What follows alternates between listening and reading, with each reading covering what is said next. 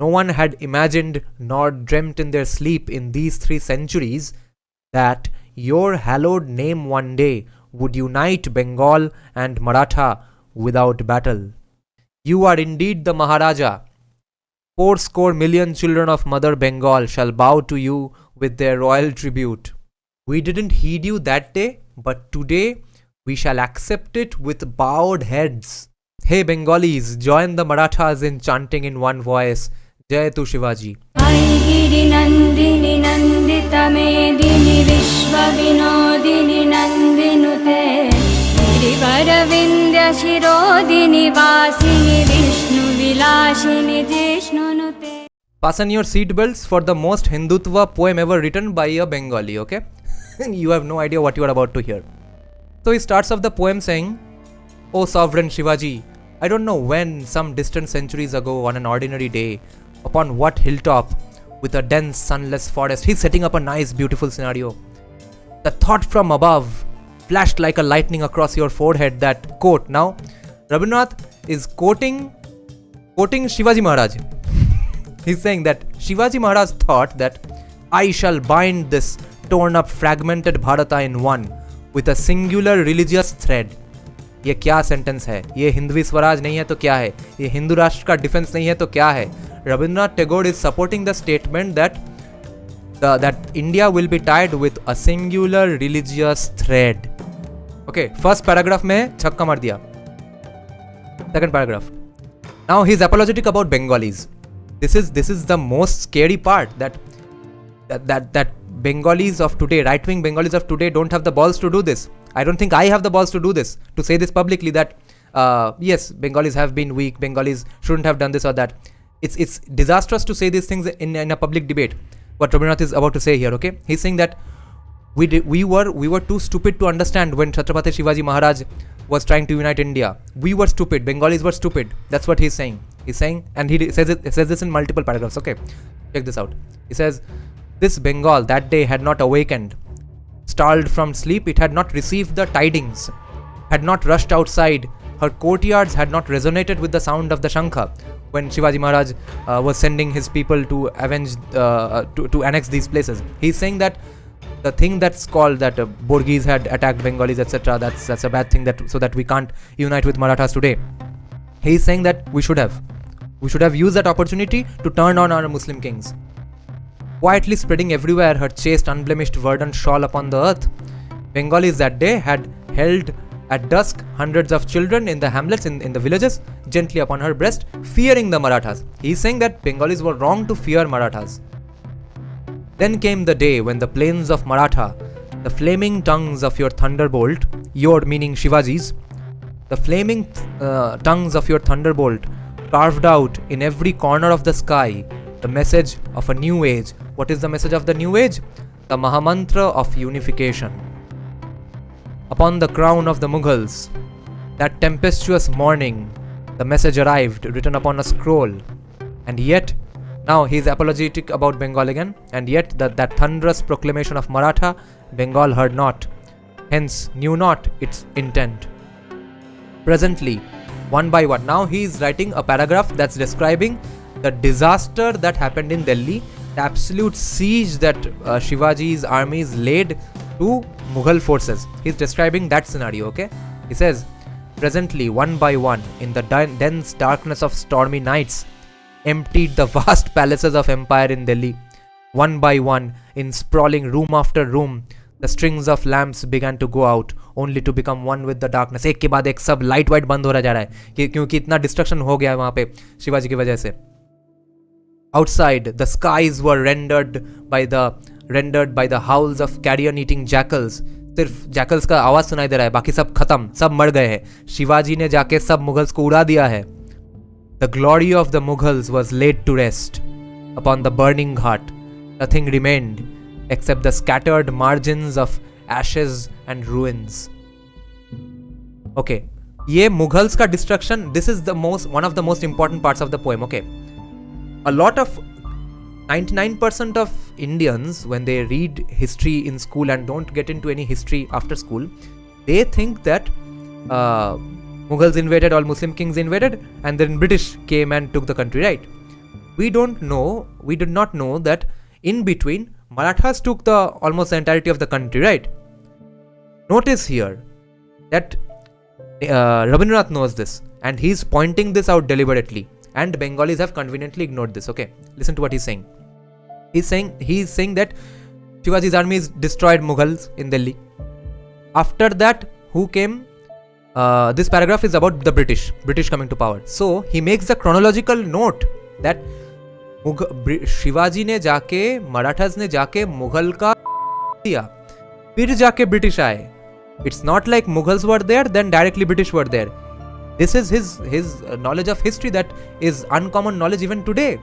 He's making the note that Marathas did this. Marathas came in between Mughals and British. Now this paragraph is about the British, how the British sneakily came in trying to do business and then they set up their own government. Okay. Then upon a corner of Bengal's marketplace of goods, in silent steps, the Lakshmi of commerce, through the passageways of a dark tunnel ushered in an alien throne with the sacred Gangodaka, Bengal quietly anointed the new arrival. Before the fateful night was over, the Mandanda of the trader morphed into the Rajdanda of the conqueror. So, जो आदमी आया था business करने के नाम पे, वो अचानक conqueror बन गया. So he is talking about British. Okay, Nina is saying, but in Bengal, British took over from Mughal vassal technically. So if Bengal is saying that way, it is understandable. Yes, but Rabindranath is not saying that. But even Bengalis don't think in terms of just Bengal, right? Bengalis think that's what happened in entire India. That's the problem.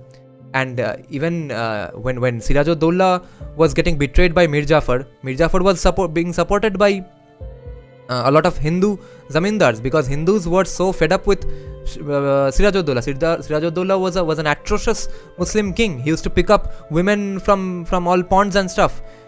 The norm in India, especially in Bengal, has always been that in the morning the women used to cook the food, then in the evening or the afternoon they used to go for baths in the local pond. Siraj-ud-Dowla's men used to be standing all around to pick them up. Now we leave the British paragraph, now we get into Hindutva things again. Okay, so now he's talking about historians. He touches upon every subject. He says Mughals ka British aaye. Now he's going to address Qawmi historians. Even though there weren't many even in his time, but even then he is blaming the intelligentsia, the historians who hid Shivaji's achievements from the general public eye. Okay, see what he says. Where were you then, O contemplative one? He's talking to Shivaji, hero of Maratha. Where was your valiant name? Your saffron insignia, flag, scattered in the dust, crushed into nothingness by decree of fate. Now see, he's saying that the mocking records of the invaders brand you as bandit. अब रामचंद्र गुहा क्या बोल रहा है historian? वो बोल रहा है कि शिवाजी क्या था, कोई डाकू वाकू था. And that's what Rabindranath Tagore is countering. He's saying that records of invaders ने बताया तुमको bandit, as they break into raucous laughter. What all have since known is that all your noble efforts were nothing more than a robber's failed work. This is what was taught in Bengal, because the Muslim kings set the narrative that they were the bandits coming to loot us. We were not looting you, only Borgis were looting you. That's the narrative in Bengal. So Rabindranath is countering that. They are saying that this is the story set by invaders historians, invaders records, and that we have known since then, that what we are saying today, that we did not know real history, etc. Rabindranath is saying that he also didn't know real history. He is saying that since then, all that we have known is that your noble efforts were nothing more than a robber's failed work. Okay, now this paragraph is about, you'll think that this paragraph is about Romila Thapar, okay? Or Irfan Habib. He's saying, or Satish Chandra, hey you liars, stop your false speeches, O ignominious muse of lies. He's saying this to people who have hidden the truth about Shivaji's achievements. He starts the paragraph by saying, hey you liars, stop your false speeches, O ignominious muse of lies. Know that the true verdict of destiny shall overwrite the falsehood today, and truth shall declare victory. That which is deathless, how can it ever be smothered by words of scorn? तुम थोड़ा झूठ वूठ लिख के पूरी तरह से ये हटा नहीं पाओगे. Like Bob Marley used to say that you can fool some people for some time, you can't fool everyone for all the time. That's kind of what Rabindranath is saying, that it's deathless. Shivaji's legacy is deathless. How can it be smothered by your words of scorn? The sadhana, which is steeped in truth, nothing shall stand in its way. This I know for sure. Okay. O brave royal sage, those soaring unifying thoughts of yours. Now he's addressing Shivaji directly. O brave royal sage, those soaring unifying thoughts of yours are preserved in the storehouse of fate. Forever could the hands of time ever steal the minutest speck of it. And people who are planning to go away, I let me just give you a spoiler that the last, second last and third last paragraphs are most mind-blowing in this poem, okay? So just wait. Fascinating things are coming. That sacrifice of yours at the shrine of your motherland, he's talking to Shivaji. That resolute sadhana for the truth. Who would have known that these became from then onwards till the end of time Bharata's inheritance? So what became Bharata's inheritance? Your sadhana for truth. Okay. Your sacrifice at the shrine of your motherland, that became Bharata's inheritance. Okay.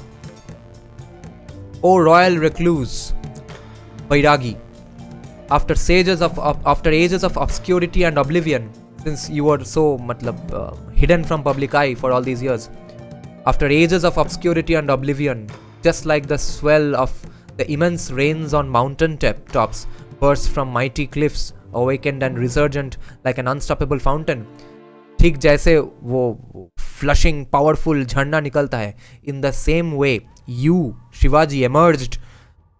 When you emerged, in the same way, the world was filled with wonder. He whose vast flag envelops the heavens, Hindutva Swaraj ka flag, where was he concealed for so long? Where was he retracted in such smallness? So now, check this out. He is again apologetic about Bengal. He's apologizing on behalf of Bengal. Okay, Rabindranath. He's saying, and so I, poet of Eastern India, sit and ponder. What glorious sight this I see at the gateway to Bengal's courtyards, from where sounds the booming trumpet of your resounding victory, ripping apart the gloom-laden fabric of the deepest darkness, accumulated well over 3 centuries. The blazing star of your great determination is arisen today, sending shafts of radiant light to the eastern horizon. ये थोड़ा nature का imagery है, filler जैसा. Okay, now he's saying, no, the truth never dies in oblivion. Truth never dies beneath the oblivion of 100 centuries. Indifference doesn't kill the truth. Truth doesn't get stirred or weakened by insult. Truth takes 100 beatings but stands tall. Shivaji, the one considered long since vanquished and silenced beyond the field of action, that truth is today arrived, clad as a venerable guest at Bharata's door. Yet today, its potent mantra, its generous eyes gaze upon the future with rapt attention. What glorious vision it sees, who is to tell? Okay, see the imagery here. He's saying that वो जो शिवाजी का मंत्र था unification का, हिंदवी स्वराज का, वो मंत्र आज क्या कर रहा है? वो मंत्र आज अपने आंखों से फ्यूचर के तरफ देख रहा है. And he says, I wonder who knows what that future is. I wonder what that future it's seeing, that mantra. He's comparing that mantra as a person. He's personifying the mantra. Oh ethereal sage, Shivaji, you are arrived today, manifest in your meditative image, yet brought with you your legendary power to fulfill your mission.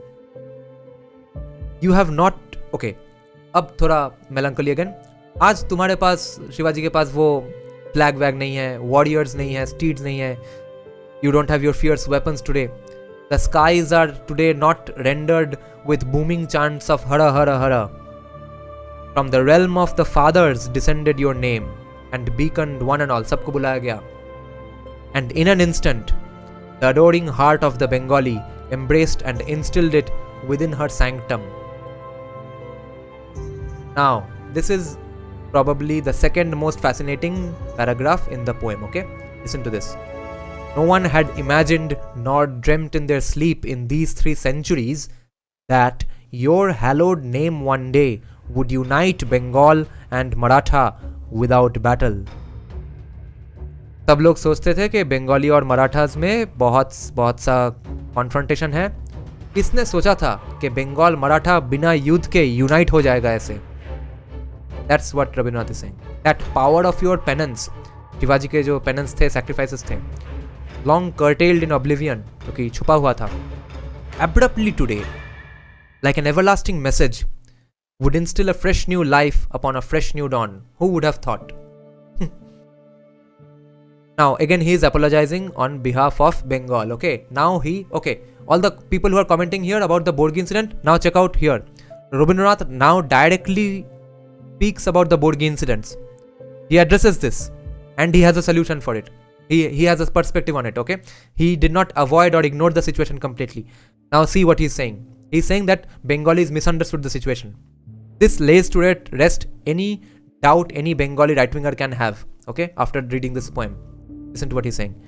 Once when you, Shivaji, had beaconed from the realm of Maratha, we knew not that you were the king.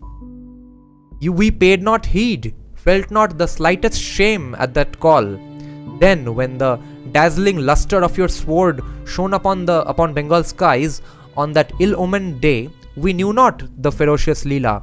Alarmed, we only ran and took shelter. He is saying that बंगालियों ने गलती क्या किया उस वक्त में, ये नहीं समझा कि अरे असली राजा तो तुम हो, ठीक है, तुम डाकू नहीं हो. Bengalis should have understood that you were the king and they should have fought for you instead when you were sending your people here. Okay, he is very clear on this Hindu-Muslim line. He is saying that Shivaji's forces were sent here to attack Muslim kings. Hindu Bengalis should have understood that Shivaji is their real king and they should have sided with Shivaji. When you had beaconed from the realm of Marathas, we knew not that you were the king. We paid not heed, felt not the slightest shame at that call. Then when the dazzling luster of your sword shone upon Bengal skies, we got scared. On that ill-omened day, we knew not that ferocious Leela. Alarmed, we only ran and took shelter. Hum dar gaye. With your head held high, seated upon the throne of death, the royal diadem upon your temple, never shall its divine radiance be concealed ever. You are revealed today to us, O royal one. You are indeed the Maharaja. 80 million children of Mother Bengal shall bow to you with their royal tribute. Again, he is apologizing for Bengal. He is saying, we didn't heed you that day. Today we shall accept it with bowed heads. ये क्या line है? ये अगर बंगाली लोग ने पढ़ा तो नींद हराम हो जाएगा. We didn't heed you that day, but today we shall accept it with bowed heads. All the states, in all voices, in all hearts, shall meet your meditative mantra. We shall fly the saffron attire of the Bairagi as a flag, along with the strength of the poor. Rabindranath को पता है कि गरीब लोगों को ही ultimately join करना है, because they are the facing the brunt of all the atrocious actions of the Muslim kings. Okay, he's talking about a saffron flag directly. He's saying बैरागी का जो saffron attire है वो हम flag की तरह उड़ाएंगे. Now he's quoting Rabindranath again. I mean Shivaji again. Okay, we shall make your slogan our way of life. That, what is the quote? I shall bind this Bharata with a singular religious thread. Singular religious thread क्या है? Fascist Hindu Rashtra. Okay, so this is the last paragraph. Hey Bengalis, join the Marathas in chanting in one voice, Jai to Shivaji. Hey Bengalis, join the Marathas in their grand festival. Today, let all the East, the West, the nationalists and the leftists join in one meeting place and celebrate the glory of this sacred name. Okay, so this is the poem called Shibaji Utshob, written by Rabindranath Tagore in either 1904 or 1905, because it's according to the Bengali calendar. In the Bengali calendar, it was year 1311, which is the calendar created by the greatest Bengali king of all time, King Shashanka, who was a Shaiva, after whom there was 100 years of chaos. Then the Buddhist sympathizing Pal dynasty came to power. Although that guy was a Brahmin bureaucrat, he got elected to power and became a Kshatriya, Gopal. That's how the Pal dynasty started. Before that, Shashanka's only fault was that he did not leave behind strong successors. वो गलती बहुत लोगों ने किया है, बिंबिसार ने भी किया है. बिंबिसार ने किया था मगर अशोक ने जाके मार दिया. But anyway, so this is the gist of Rabindranath's poem, okay? Kattar Hindu Tagore, yes, apparently. जय जय हे महिषासुरमर्दिनि